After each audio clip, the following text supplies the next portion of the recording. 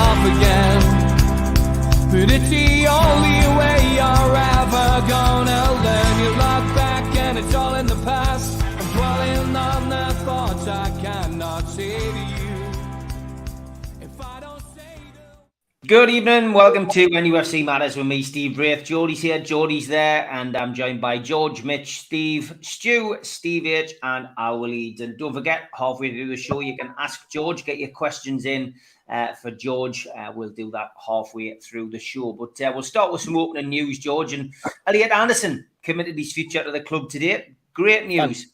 Fantastic. Couldn't be better news, because that's really cements his place at the club. I mean, people were thinking that Howard kept him in the squad as a bit of a sop. Well, now showing that no sop at all. He really does value him, and to the point where he's now signed a long-term contract.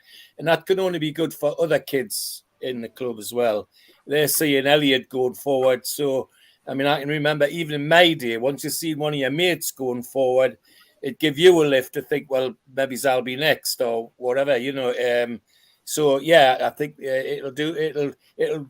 that signing of that contract will reverberate right through the club and give everybody that's in the lower reaches a boost to think, well, if you perform, you'll get the chance, and I think that's a fantastic signing.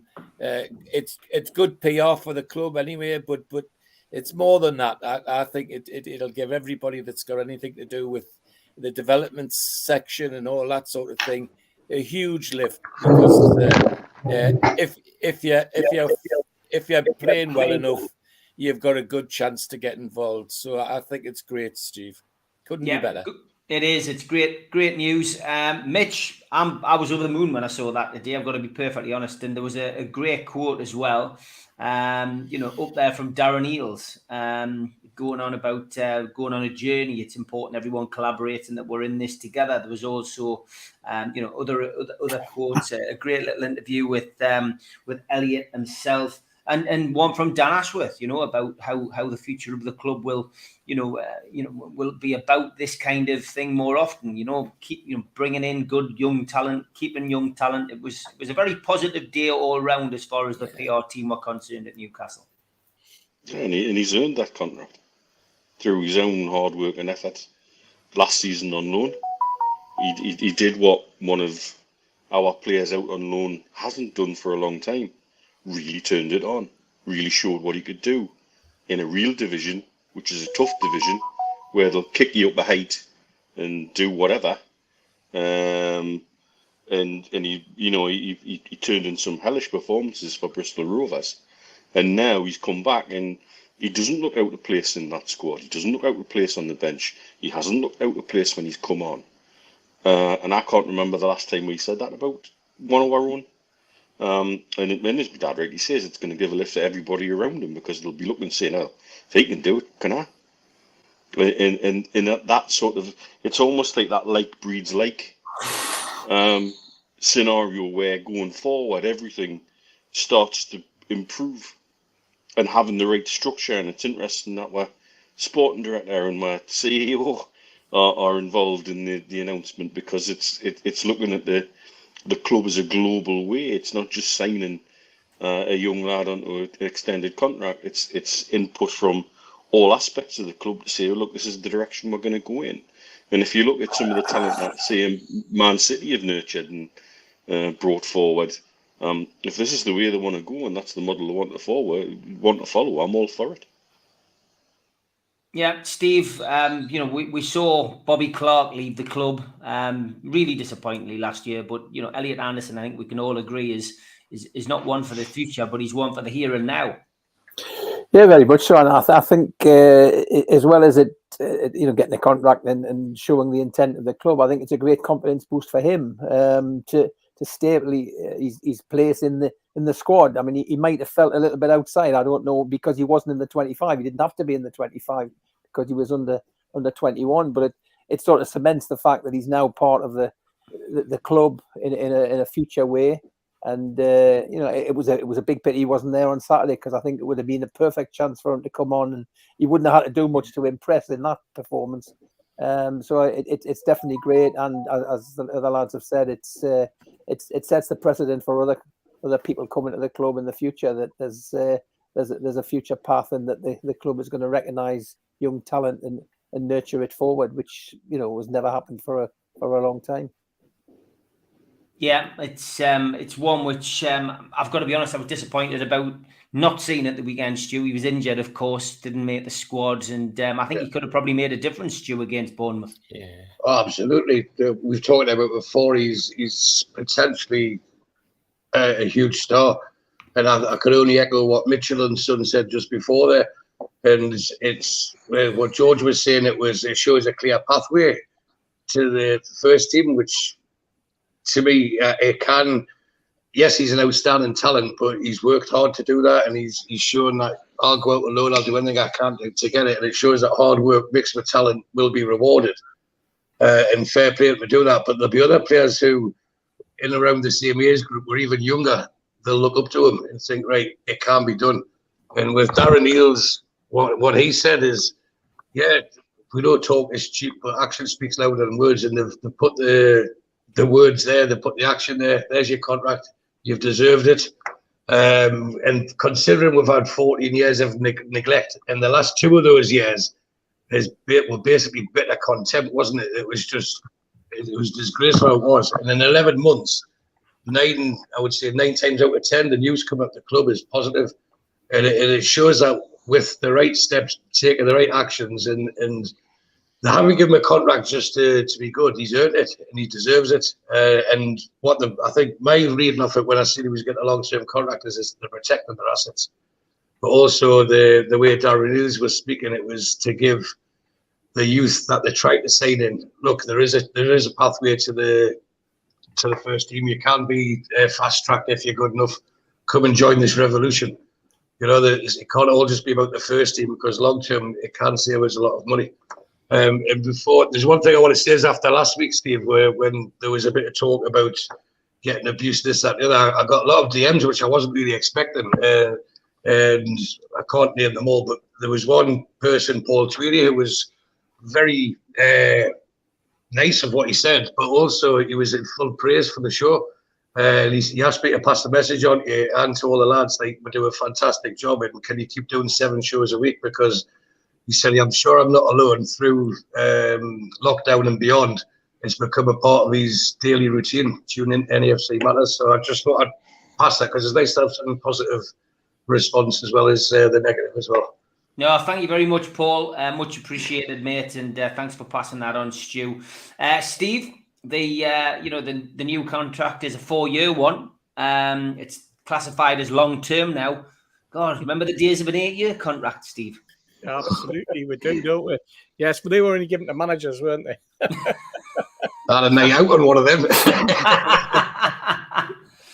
It's great. It's great news for the club, and I endorse everything that the lads have said so far. Both for Elliott, and for the other youngsters who are trying to break into the team. It's a difficult time, especially when a club is going to start to be successful and it's playing in the Premier League.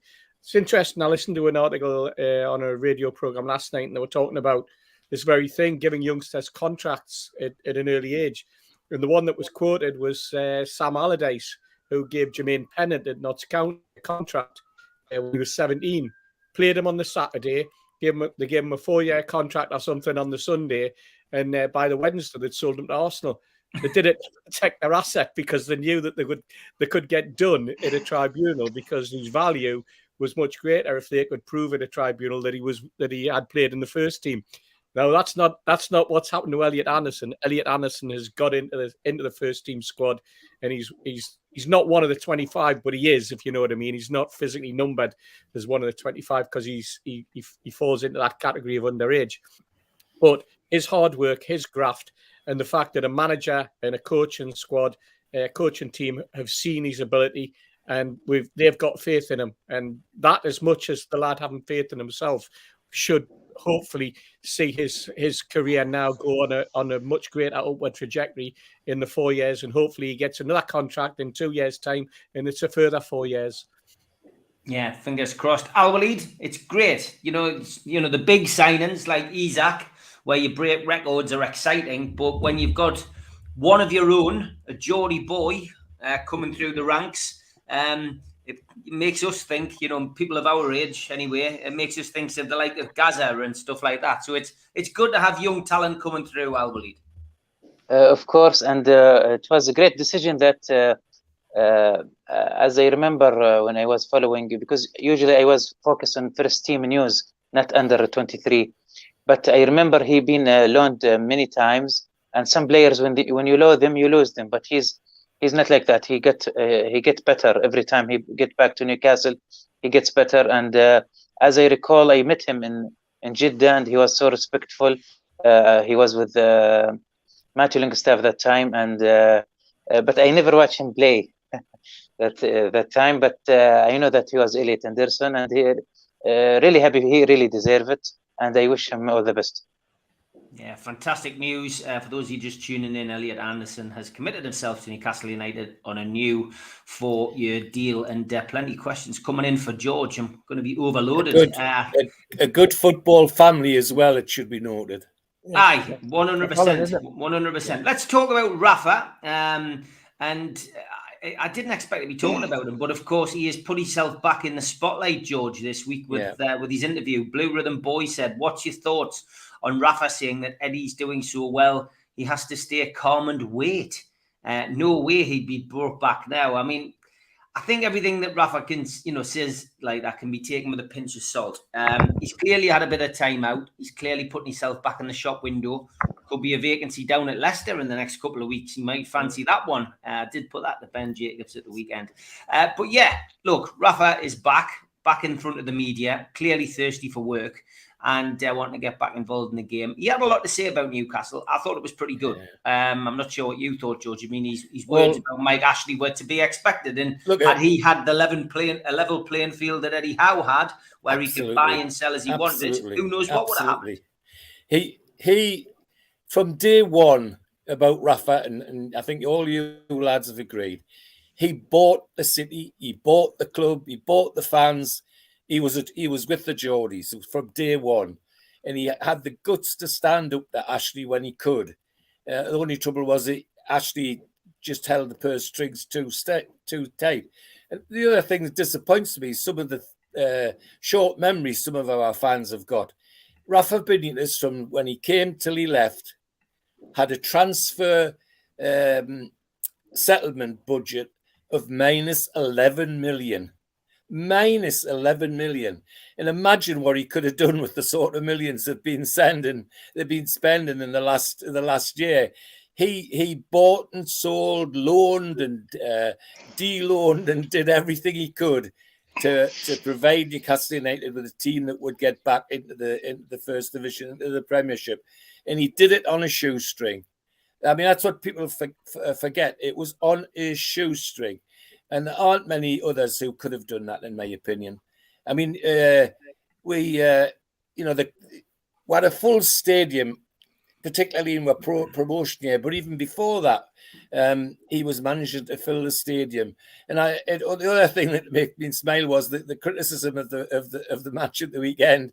We had 73% possession. When was the last time we had that? Even when we were winning with Rafa, we didn't get that kind of possession. In fact, sometimes we're getting 60-40 against her and still winning matches because of the way we're played. But no, I've got nothing but affection and admiration for Rafa Benitez, because he bought into the culture of Tyneside. He bought into the fans, bought into the city, and yes, it was a bit sad that he wasn't around when the takeover took off. But hey, we've got to move on. Even with somebody like Rafa, even he realizes he's got to move on. And but I do have a huge place in my affections for Rafa, what he did for Newcastle United. Without Rafa, we would not have got back into the Premiership, is my humble opinion. And as I say, minus 11 millions after all those years of begging and scraping pounds here off Ashley and loaning here and loaning there.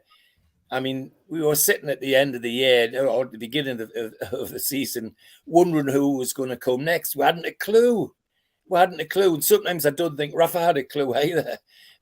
But he still managed to get a body of a team to take we're back into the Premiership.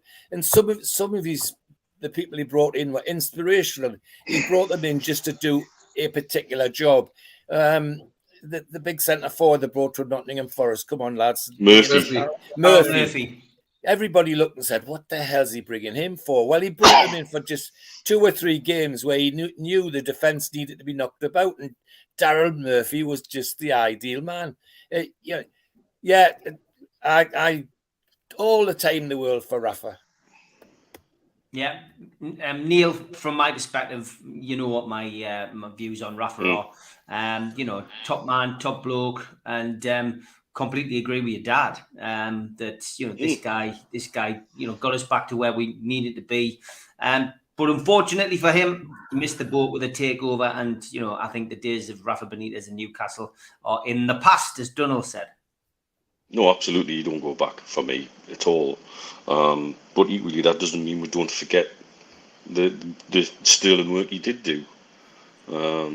And if anybody needs a reminder of that, watch the Horrors film. We are the Geordies. Watch that promotion season. See the bond. See how it all works together. See how it all came together and why he got the club and the region and the city and the people and us immediately. He didn't need to understand it or get it, and that made a big difference. And he was big enough in terms of personality and in terms of name to stand up to Ashley. And that really did felt like he was on our side. Of course, at the minute, he's got things to talk about to put himself back in the shop window. It didn't go according to plan at Everton for him. I think that's fair to say. But also, I still think he was on a hiding to nothing going there as a former Liverpool manager. I think that was a baffling decision. But he had a decision to make around about the time our takeover was in limbo because of the actions of the Premier League, and he couldn't wait forever. And certainly, hanging around again with another season with Ashley was probably a no-go for him. He probably done all he could and pushed that relationship to the limit, really. And so thinking about going back doesn't really sit with me, but that doesn't mean we ignore what he did do and still thank him for what he did do and still have that bond with him as a man and as a manager and as a person for how he got the city and the culture and everything with it. And like I say, he's got a little bit of reputational damage to clamber back because he's had idiots like Hairy Hands over here having a go at him at every 5 minutes as he possibly could where he was at Everton. He's really found it difficult there. I think that's probably an understatement. And now going forward, if he feels ready to come back into the game, there's a few managers who are in precarious situations in the Premier League. It's not just Leicester. I think if you find Moyes is probably under a bit of pressure at West Ham already after they've let him spend however many million, such as the short lifespan of a manager in terms of it being a results business these days. So there's probably a few jobs potentially on the horizon that might tickle his fancy. So of course he's going to want to paint a certain picture in his own favour, depending on what he gets asked. And Newcastle's always going to come into the conversation because of what he did here. Yeah, Steve, thoughts on Rafa and his interview this week? It was good to see him back. My first impression was good to see him back in front of the camera. Yeah, well, I didn't see the full interview, but I've heard things about it. But from my opinion of Rafa, I was a big fan all the way through, and I think that the sad bit was that he came a few weeks too late. I think, if I remember rightly, it was Steve McLaren, but they hung on to Steve McLaren for about a month longer than they should have done. And by the time Rafa got in, there was only 10 games left. So obviously going to take a couple of games, more than a couple, maybe 4 games or so to get things and transform and change the situation, just like Eddie Howe did when he came in. I mean, we were in a worse mess when Eddie Howe came in than we were when Rafa came in. But it took time to look at the playing squad you had and recognise where changes need to be made. So there is a parallel when the way they both started. And I'm sure if Rafa had come in even a fortnight earlier, we might have got just another couple of points that would have kept us up. And then he's building on not having to go through that championship season, as great as it was. But and then obviously he had to get to a point where he had to be backed by the owners, and he wasn't, unlike the situation that Eddie Howe's in, and that was the big difference. Because I think had Rafa come in when the takeover happened, or if Rafa had been available when the takeover happened, I'm sure he would have been brought in, had a decent spend to get, and certainly backing from the owners, because they would certainly in favour of him, and I think he would have taken us to another level. But years in the past, good luck to him. I think Leicester might be a team that might fancy him if things don't go well in the months ahead. And good luck to him. And let's hope that we can press on. But it's great to see him. If he did well in football, I'm pleased for him. Yeah, me too. Stu, your take on the Rafa Benitez interview? I'm on the fence with Rafa in whole, to be fair. There's pros and cons and for it, and I'll be eternally grateful for the job he did whilst he's at Newcastle. But if anyone says he didn't play the media like a fiddle, then to me, they haven't really looked into it properly. But he said the right things. He had the right sound bites for the fans. He galvanised the fan base to back him. He was fighting a losing battle. But to me, he tarnished his reputation by not going to China. I can understand why his time up in Newcastle, he gave as much as he could get. Going to China, who wouldn't go for the money that he was offered? But he built a massive reputation with Liverpool, Chelsea, Real Madrid, Inter Milan. Goes to China, didn't work out fine. But then to take the Everton job, knowing he's passed with Liverpool, sitting on Merseyside, he'd just been paid a king's ransom to work in China. He could have sat, and I know it's not in his psyche to sit on his hands and stuff like that, but he could have said, I've been away from my family, the COVID things kicked in, I'm going to spend some time on the Wirral with me wife and kids and see what's happening. But I think looking back, if we were all in conversation with each other, when there was an indication that the takeover wouldn't happen, he thought, right, that's it, I'm taking the next best job.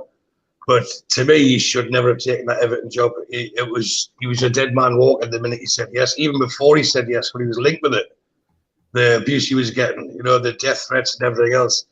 And he's better than that. He could have waited for a proper job. But now, to me, his reputation isn't tatters, but it's tarnished with how he started Everton and how he left Everton. But yeah, he's tactically astute.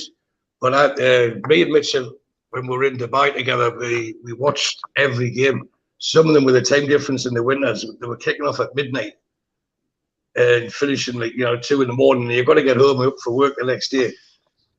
And it was turgid. We were there watching it out of loyalty rather than, if it was Eddie Howe's Newcastle, you might have a bad game like we did Saturday, but you look forward to going with it. But this, it was a sense of duty, Mitch, wasn't it? It was like we felt like we need to go and watch it. And I know that he didn't have the finances available to him. So my 2 words I would say about Rafa with us, and he's definitely in the past. Eddie Howe is our future. But the 2 words I would use about Rafa and his relationship with Newcastle is what if. What if he'd been joined earlier? What happens if he'd been given support? What happens if he'd been given backing? What happens if he could have the run of the club the way he wanted to do? But it was 2 clashes of egos when it comes to that. Not the biggest ego wins, the biggest wallet one, and that was Mike Ashley. But the Everton thing for me was the nail in the coffin. He took that too easily when it appeared desperate, and he doesn't need to be desperate. What he'd achieved, he didn't need to be desperate. So he could have waited, not just for Newcastle, but for another job, even in Europe. But that's just my opinion. Steve, it was good to see him back. And I mean, he just missed the boat with the takeover, didn't he? And somebody asked in the chat there, did he go to China to wait for the takeover? I think that was probably part of his reasoning. He always expected the takeover to go through at some point. I think he would have left China and come back here, but just the way it was, the way it panned out, it just wasn't meant to be. Yeah, absolutely. If only he'd been in communication with Keith Patterson, then he might have had a little bit more patience and not gone off to Everton. But yeah, you're right. I mean, I think Mitch hit the nail on the head when he said anyone who doubts what Rafa did for Newcastle United should be watching We Are the Geordies, because you get the whole thing, you get the whole measure. Then you get the interview with Rafa where he talks about what his plans were, and you got a flavour of how the squad was gonna mature under him. You followed the journey all the way through the season, and I think we all felt, that when he left the club, that as Stewie rightly says, it was the politics and the money and the two the boardroom politics. Rafa likes to play that sort of play the club off and play the club's owner off against the fans. He had to do that because if he had been like McLaren or he'd been like Bruce or like Pardew, then he would have had to go. But we'll see. Great interview. Would love to see him back in the game. Whether we will see him back in the game or not, who knows? You mentioned Leicester. It could be Brentford if Brentford's manager moves on and gets a bigger club than that. Brighton already allocated themselves a new manager. But that's the merry-go-round of football management, isn't it? But always like to hear what Rafa has to say. Yeah, me too. What was your take on it, Al Walid, the Rafa Benitez interview? Well, to be honest, I didn't maybe care much to read. Doesn't that mean I didn't like Rafa? I like Rafa, but maybe it's. I remember first time I saw him 2005 with the Liverpool, and he's a great manager, and it's good to have a good relation with managers for future. All what he did for Newcastle. But I remember, if I'm not mistaken, it was July when maybe July or June. And when he take the Everton job, and that time we were sad as Newcastle fans because we thought that because he didn't wait and he accept, because Rafa, I remember he was the plan, and I'm sure he was the plan to coach Newcastle. But when he signed for Everton, everybody thought that takeover will not happen because of that. If you all, I'm sure you all remember. And as you said, Steve, it's not meant to be. Even not to play with him, it was weird coincidence. I remember I was very excited to see Newcastle with Eddie Howe play with Everton. Rafa, first game, it was postponed in December. Postponed, I think, for Corona victims of the players. They are not good. We didn't reach the limit of number of players, the 14 player. And the second game we are waiting, it was, I think, in January or February, he been sacked from Everton. So it wasn't meant to be even to play against him. But it's good to have a relation, as I said earlier, a relationship with managers. And we, of course, we wish him all the best. Great stuff. Halfway through the show, just about ready for Ask George. Last chance to get your questions in for that. But now I'm going to put the ads on, so it's time for me, Stu, George and Steve to go and comb my hair. Big thank you to skipsandbins.com, telephone 0800 25 45 25 3, email inquiries at skipsandbins.com, website skipsandbins.com, easy contract, free and pay-as-you-go waste collection. Thanks to Darren Baldwin Funerals, independent funeral directors. You can find them at 304 Old Durham Road, Gateshead. Telephone 0191 478 273, or email Darren at darrenbaldwinfunerals.co.uk, or go to the website darrenbaldwinfunerals.co.uk. Thanks to Garden of Healing Dispensary, CBD hemp and cannabinoid specialists. You can find them at thegohd.com. And thanks to 3 Property, who specialise in sourcing investment properties for their clients who are looking to invest in the Northeast. They offer a full in-house service from sourcing the deals to managing the properties for you. They've done over 100 plus deals in the past 12 months for clients all over the UK.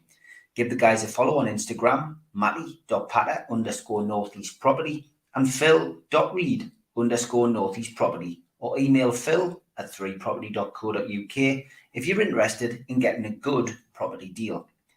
Thanks also to Mr. Vicky's Sauces. They are handmade in Cumbria. You can find them at mrvickys.co.uk or give them a call on 01768 210 102. Thanks to Media Arts for all the help with the video technology side of things. And thanks to qtechshop.co.uk, the makers of pool tables and snooker tables in Walls and Newcastle, and the guys who run our website, NUFCmatters.com. If you want to subscribe to the channel, hit the NUFC Matters logo in the bottom right-hand corner and you can subscribe for free. hit the thumb up underneath the video to like it. It does us a big favour. And click share to share to your social media, such as Facebook and Twitter. Maybe add it to a Newcastle United group. You can also make a donation. Just hit the thanks button underneath if you're enjoying the content and you want to share something with me or the people on the channel. And you can also click join, which means that you commit to maybe a monthly membership, or you can become a cult member. How do you do that? Well, you go to the website, NUFCmatters.com, and you search for membership. What do you get for your £25 one-off payment? You get a cup, a pen, a membership card, and a scarf, and entry into the monthly draw. We also have a smart code. There you go, the QR code there. If you put your smartphone over it, it'll take you straight to the website and you can get involved in a cult membership pack today. We also give you something for nothing. If you subscribe to the show, then email john@nufcmatters.com and get your free car window sticker now. We also support the food bank on here. NUFC fans foodbank.co.uk is the Matchday Bucket website. You just need to go there and you can make a virtual donation. Don't forget, during the season on match days, we're at the Dog and Parrot with Supermac, pre-match and post-match. And we're at Pumphrey's, John Anderson and John Gibson, pre-match only. Also got the Takeover anniversary party coming up at the Irish Centre. Tickets are £2 on the door, and you can get your tickets for that from nufcmatters.com. And Supermac will be at the Terrace Club in Seaton Delaval, Friday the 11th of November. Tickets are a tenner, table is £650, and you can get those tickets from 0191 237 0133. No, Barry, I didn't record the adverts in the toilet. Anyway, it's time for Ask George.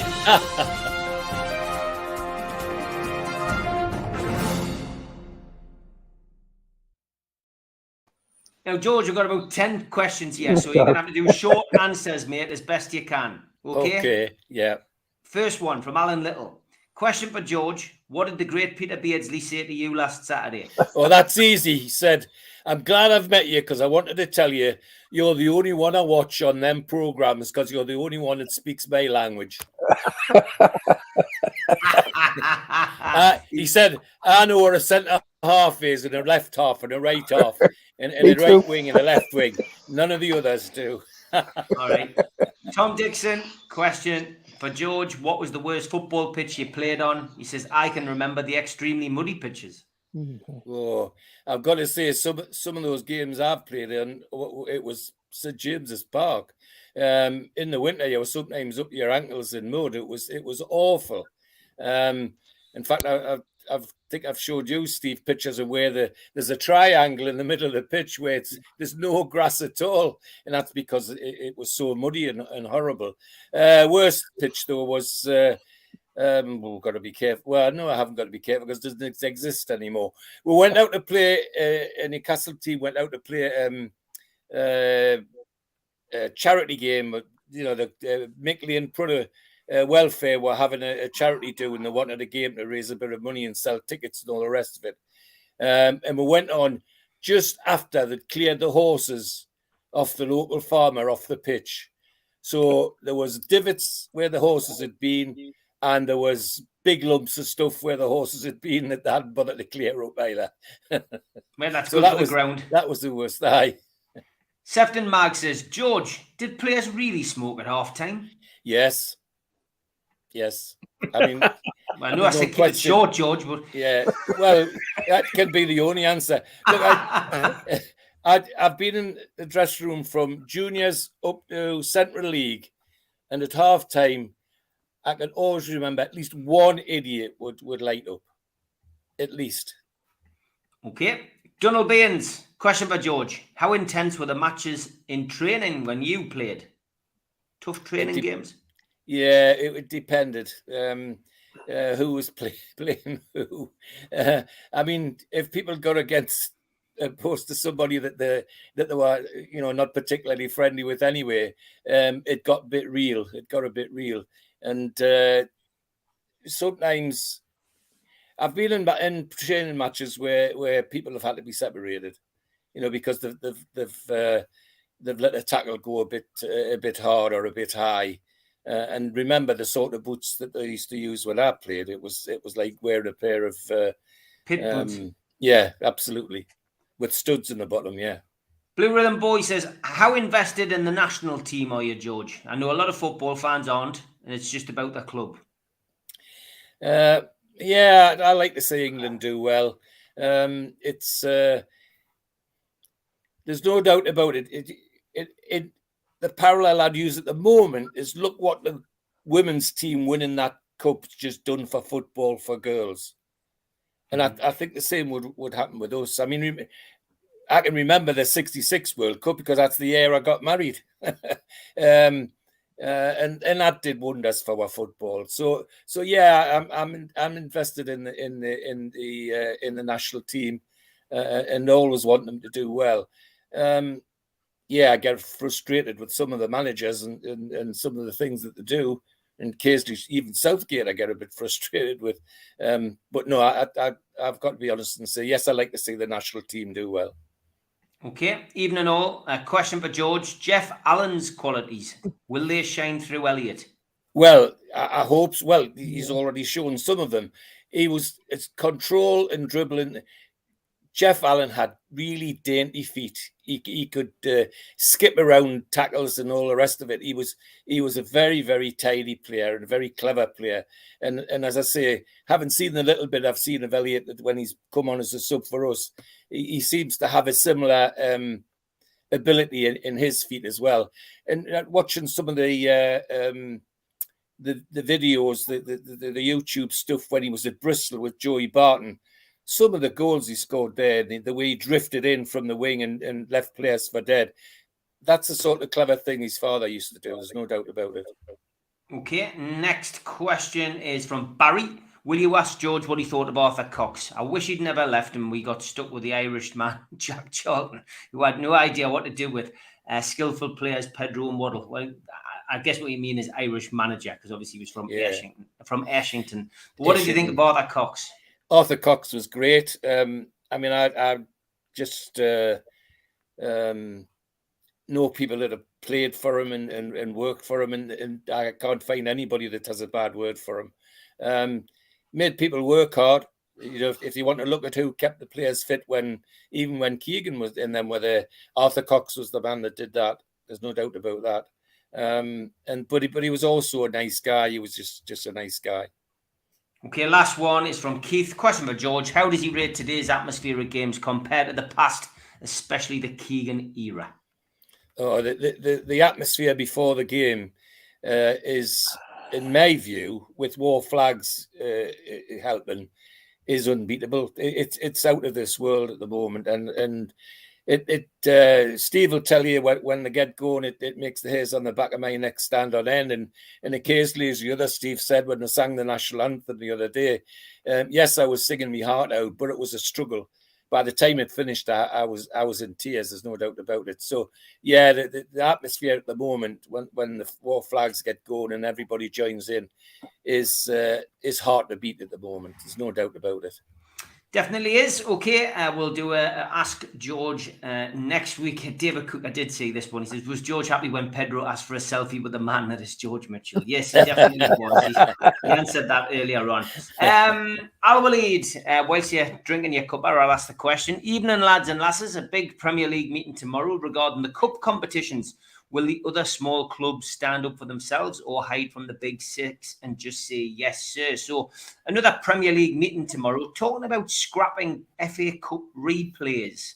I've always felt that the magic of the FA Cup, Al Walid, gives the opportunity for small clubs to make money.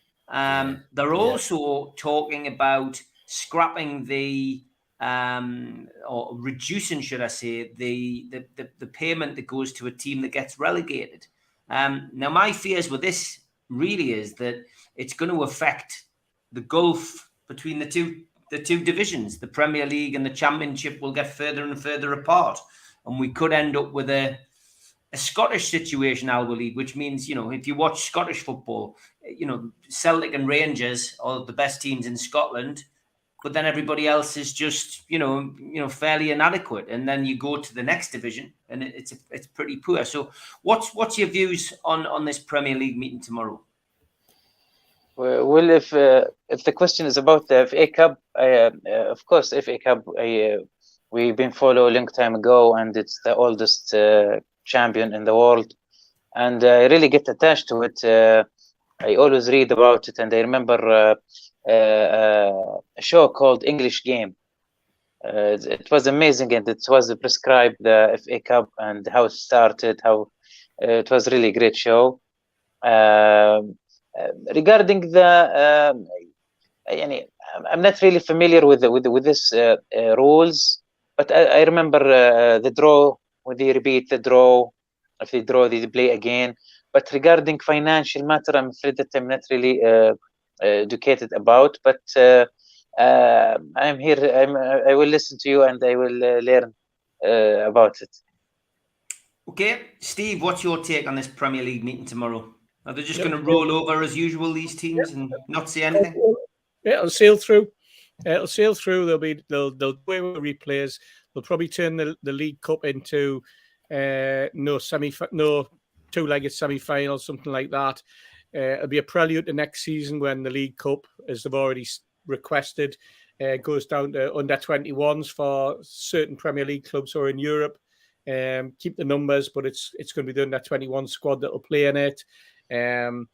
It's making space for the top six, the big six rather, not the top six, because they're not the top six. And it's widening the gulf financially. That's what it all does. It's to keep the status quo. It's to allow those clubs the best opportunity to keep their European coefficients by getting further and further in the European competition and remaining in the European competition. This is the nature of where football is heading. We talked about it last week. We talked about the influence of the Americans coming in and the way that the franchise. I wouldn't be surprised if this was a prelude to leading towards a Premier League 1 and a Premier League 2, reducing the league to 18 clubs, possibly even 16 in the next 4 or 5 years. This is where it's heading, because that once they start chipping away at the League Cup, then all of a sudden it'll go, well, we're getting further in the competition and there's more of us in Europe. So they'll start to chip away again. And then they'll start this dialogue about the equilibrium between our league having 18 clubs in Europe and 20 in our leagues. And this is the way that they play. They just chip away and they're gradually getting, they make their own friendships behind the scenes to get through whatever they want. And when it comes to the shove, comes to push, they'll dangle the money in front as well. And so there'll be compensation provided to the EFL. How that gets distributed, we'll never know. But there'll be compensation to the EFL for the fact that they'll not be the top clubs playing their top players in the competition. Yes, Stu. I mean, there's never a surprise from the Premier League. There's always something going on, and it's the same as FIFA and stuff like that, bringing in daft rules, regulations, and they just get passed. I mean, I'm fully expecting this all to go through, but it's disappointing if that's the case, I think. Yeah, we touched on the subject last week when we were asking the question, where is the Ukrainian money promised from Chelsea? And it's like they're just testing the water, like to see what the reaction is. And one thing these American owners will never ever get their head around, and unless they do, they'll never get what they want. It's the fans that run this game, and if they take their loyalty for granted, they're in for a big shock. But talking about big shocks, as you know, I go for walks in the morning, so I have my earphones in and off I go. And I was listening to your show with Ben Jacobs this morning. And I'm glad Mitch isn't on the screen to hear me say this, but I wholeheartedly agreed with Ben Jacobs' take on this issue. Was absolutely bang on. And when you have managers complaining about replays and stuff like that, it's their fault. They play weakened teams. If they played a full strength team, they wouldn't have got through. And it's just like saying, look at us, we deserve better. These little clubs, without the little clubs, there's no big clubs. So that they have to take it. It's a game. It's not all there to fit We'll use Klopp at Liverpool, for example. And this is why they're getting chastised, because when Liverpool were winning everything back when I was a young'un, they were actually respected. And if you look at how people like Paisley conduct themselves in comparison to Klopp, it's chalk and cheese. Now, the FA Cup is history, it's nostalgia, it's what the game's brought up on, what we are brought up on watching it. And if we, for example, got a away tie, I don't know, to Accrington, which we went there a few years back and we won 3-2, if memory serves us right. But if we went there and played the reserves and managed to scrape a draw, we can't complain about having to have a replay. If we went there full strength, we'll win. That's how it is. And if we get a replay, then guess what? These people, the smaller teams who have overachieved, they're excelled, it's been their cup final. They deserve that time on the big team's pitch, in the Premier League team. And if they don't like it, play a full strength team, because it used to gauge success by how many games you played in the season. That's when you knew, you had the great Liverpool teams in the past. Oh, we played 62. They weren't complaining. They were actually bragging about it. And they only used probably about 16 players all season as well, didn't they? And they were on pitches like what George was complaining, or not complaining, but referring to. Yeah. The game's gone soft. It's too easy to appease all these, like say, the collective big six as they are currently. But the big six then, half of these weren't even in it. So football is in cycles, and it'll change. And it'll change because the fans' power will make it change. Even now, I've seen something today when there was Chelsea fans, Tottenham fans, and Arsenal fans uniting against the changes that they're trying to make for this European Super League. And it's great when the bubble's big and it keeps growing, but it will burst eventually. Because if, like you Steve, you go to a lot of the away games, mostly by train when you're allowed to, and it's not cheap. But imagine if every week your away game was in Barcelona or in Milan, or it stops the away fans, which takes the atmosphere out of the ground. People will stop watching it, and it becomes too boring. It becomes monotonous. Home teams win. You might as well go back to playing it behind closed doors like it was during COVID. So, Ben Jacobs, hats off to you, mate. You were spot on. Keep it going exactly as it is. Have a replay the first time and then go extra time and penalties on that one. No need for 2 or 3 replays. And John, needless to say, when we clip the programme for promoting it, that's the thing we want. Stu saying he completely agrees with Ben Jacobs. I do for most things, to be fair. It's just he was wrong about the takeover and we were right. Mitch has got an emergency appointment. I've just had a text message off him, so he's okay. He's just had to go and sort somebody's teeth out. Obviously, he can't knock the money back. Steve, what's your thoughts on this Premier League idea? I mean, replays in the FA Cup, mate. I mean, for me, it's an opportunity if you're playing a minnow, for them to get you back at their place. It's the magic of the FA Cup. Well, I think I'm. I've been around 60 years. I've been going, and FA Cup's lost its appeal. The traditions of the FA Cup have disappeared for lots of reasons. And again, it's down to money, because there's the incentive to win that isn't as great as what's in the Premier League in Europe. But going back to the days when there used to be multiple replays. I mean, I remember back to that Bolton game when we played there, when Supermax scored one of his great goals, where we drew 3s each. I think we came back Newcastle nils each, and then finished it off at Leeds. You used to have multiple replays, and it was almost good to see that you could keep going until but the game can't handle that now. Now I think Steve and Stu are right, is that fan power is the only way that anything will stop the roller coaster that's going on, because the fans certainly stopped the ESL, which was the kind of big bang, and you sort of sense that they've regrouped all these so-called big six as they are, and we want to be part of that, what they're getting out of it, which I'm sure we will in time. But they almost sort of chipping away at it and just trying to make it more in their favour. And I think it's sad that the FA Cup now, and certainly in the early rounds, is degraded now to a second-rate competition. Because of the playing of minor teams and the potential, therefore, for replays when they don't get them. But I would like to stick to what it is. We talked last week about VAR. Go back to having referees making decisions on the pitch, and the controversy that occasionally came with that. There's more controversy now, so I would like to get to regroup, but it won't happen. And I'm sure, as the lads have said, this whatever the PL want tomorrow, the main teams it'll get past.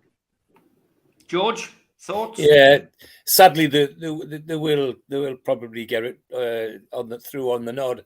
But I'd like to remind you that my first game was the third round FA Cup first leg against Barnsley.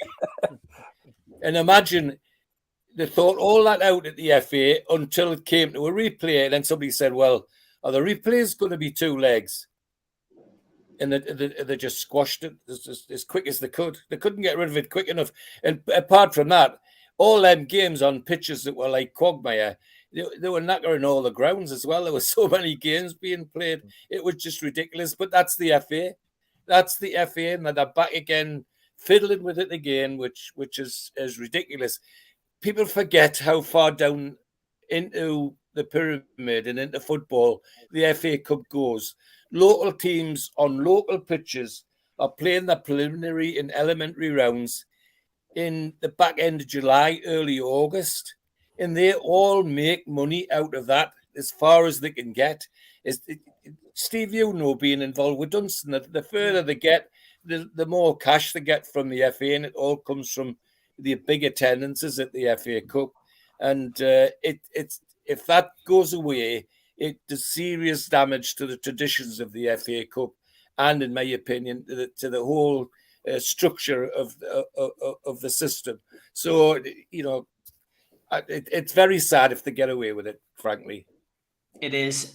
Steve Middlemas, ask me this one again on Friday, because that's the kind of question that the three amigos will get their teeth into. But we will come back to that on Friday. We've only got 8 minutes left on the show, but please come back Friday and ask that one. I want to ask this one. George, Tim Watson says, in light of Bruno's comments about preferring to play higher up the pitch, do the guys think that Longstaff could do a job in the number 6 role? Well, he did that sort of role before, and he did it when Rafa brought him into the team, in my opinion. And certainly we need something a little bit more crafty higher up the field, and that's Bruno's the obvious one. I was surprised he didn't play him up higher on Saturday just to try and unlock things. But I have to say, on Saturday, I don't think he was actually fully fit, to be honest. He was blown after about an hour. There was no question about that. But no, I think he should be go forward. And Longstaff probably could do the job at the number 6, because he's done it before. I wouldn't have any objection to that at all. Steve, what's your thoughts on that? Well, I think we're going to come for some sort of change to the formation anyway. I think that there's definitely when Wilson's back, which hopefully will be the Fulham game. I think that Eddie Howe will be working on trying how to get him and Isaac playing together, and I think we'll maybe see a formation change that perhaps leave 2, sort of a 4-2-3-1 type of thing, maybe, and you might have Bruno and Longstaff playing together in the 2 deeper roles, with one of them pushing forward, and either of them can push forward as needs to supplement that middle at the next level of 3. But definitely, I would like to see Bruno further forward. He showed last season. When we signed him, I think he had said then he wasn't a goal scorer. Well, he made up for that last season by, what did he get, 5 or 6? So he showed that he was a goal scorer and scored some vital goals. Definitely would like to see him further up the field. Whether it's Longstaff, I don't know. Stu? I know Longstaff's not the answer if we're going to advance as a team. But Bruno was brought in to play the role he's actually playing in, and through various injuries, whatever, he excelled in the further advanced role. And I think the way the club have been chasing certain players, it's quite clear that they see Bruno long term in the 6th role, the holding role. And I talked about on Sunday the weight of his pass, the calmness in possession, even when he's got people around him. It's a joy to behold sometimes. But it's probably highlighted more because of the inefficiencies of others. And I say with the greatest respect, because we've got 2 young lads there that can kick on. But I think if this revolution that we're in the process of doing is going to get to where we want to get to and the others want to get to, the likes of Willock and Longstaff starting won't be the case. So that's why Bruno, who is at this stage of his career a better player than Willock in that role, will shine more. You know, but if they had the attacker or the defenders, the number 6 to sit behind them, as they had with Shelby at that time, then yes. But it's an area in the team that I think we all know has been crying out for, and I think over the last 11 months now, I was a great advocate for signing Calvin Phillips, wasn't it? And I think if he was sitting in the 6 and they had pushed Bruno forward, I think we would have had a midfield duo there to match just about any team in the league. But it's not to be. But the powers that be know what they're doing. And as I said, 9 times out of 10, they've got the decisions right. So if we've got good squad players at the moment, we know where we need to improve, and I'm sure we will improve. But Bruno, would I be against him if he's played against Fulham in a further upfield role? Absolutely not, because it will give us more attacking potency, but that will also then weaken our defensive capabilities, which is, you know, if you don't lose matches, if you don't concede goals, you don't lose matches. And I think that's the way Eddie Howe's looking at the moment, until he's got a full complement of players that he feels trusted to pick from. And I wouldn't be surprised if Shelby does come back early and then Bruno does get moved further forward. But long-term, Longstaff isn't the answer for us. Steve, do you agree with what Stu's saying there about Longstaff? I mean, long-term, I think he's right. I think this season, I think he'll still get a look in. This time last year, we were talking about Longstaff playing number 10. So that's true. Now we're talking about him playing in number 6. If Calvin Phillips would been playing, the only number 6 Calvin Phillips would have had would have been Ward 6, because he's been out with a shoulder injury. But you know what? It's geared for Shelby coming back, play that role. What I would say about our midfield is they've got to start scoring goals soon. They can't play and creating them. Sorry? And creating them. Creating them, and creating for the lads up front and scoring themselves, because they can't carry on playing the namby-pamby football that they played on Saturday, where they just couldn't break down a team with a final pass in situations where that, and we can go on and we can harp on about it for as long as we like, but if you stick Willock in there and he decides that he wants to try and dictate the pace of the game, and the pace of the game is his pace, which on Saturday was the slowest pace you've ever known, and then you want to play Almiron on the right, and he's always going on, he's on to having to cut the ball back, and that's that split second that you need for your striker, and the opportunity's gone, because the quality of defenders in the Premier League, the snap on every mistake, and the mistakes he got, that split second just gave them opportunity to be back in position and cut the pass out. So the midfield's got to get their act together. Howe's got to get his act together and sort these little situations out. He's got to find his best blend, and then he's got to have to stick with it. And the players are going to have to start performing, because you cannot carry on picking up 1 point at home. It's just that's not good enough form. And it's not a criticism of Howe. It's not a criticism of the formation. It's a criticism of players who have, for some reason, over the last 6 weeks, haven't come to the table and haven't put the performances in. And you know what? When it comes to January, some of those players won't be there if they're not going to put their effort in, because, and we've said it time and time again, and it's been mentioned in dispatches in a number of papers now, that the patience will run out, not necessarily with Eddie Howe, but the patience of the board will run out with on what they're seeing, and will make decisions that'll force Eddie Howe's hand to change formations, because they'll be expecting them to bring better players in. Al-Walid, Sean Longstaff, is he the future of Newcastle United, do you think? I don't think so. He can be a player, but not the first squad. I remember we have a long time ago, and we have a problem, especially in the defense midfielder, but because the issue in the defense and the crack in the defense line, we didn't give much notice or attention to the midfield. I remember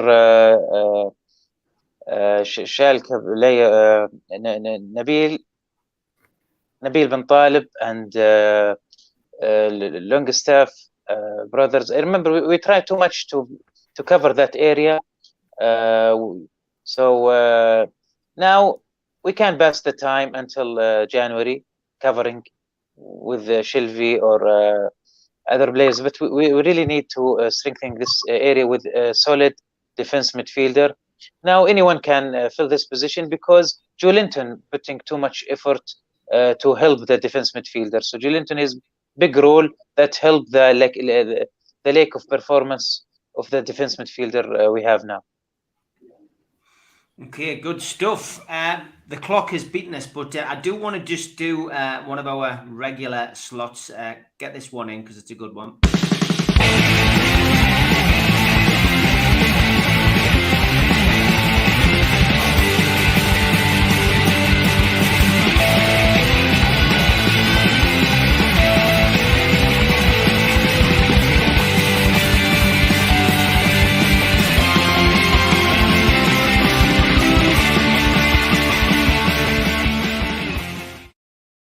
My first two match sent in by Brackley Mag. He says, my first two match was stood on the Gallagher, October 1991 versus Oxford United in the old second division. Newcastle won 4-3, typically. Gavin Peacock hat-trick and Andy Hunt. Steve Howie was a striker then. Only 16,000 people at the match, but I was hooked.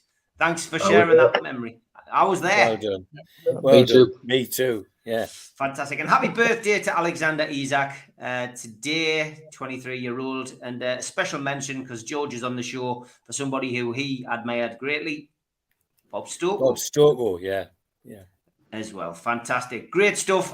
Big thanks to Mitch, to Steve, to George, to Stu, to Steve, and to Albert Eden. Thanks to everybody in the chat. Been a great show. Get yourself over to Loaded tonight. They've got a cracking guest, Robson Green. I'll be back 7 o'clock tomorrow night with Super Mac and with Gibbo. Take care, lads. All the best. Cheers, everyone. Bye. Bye.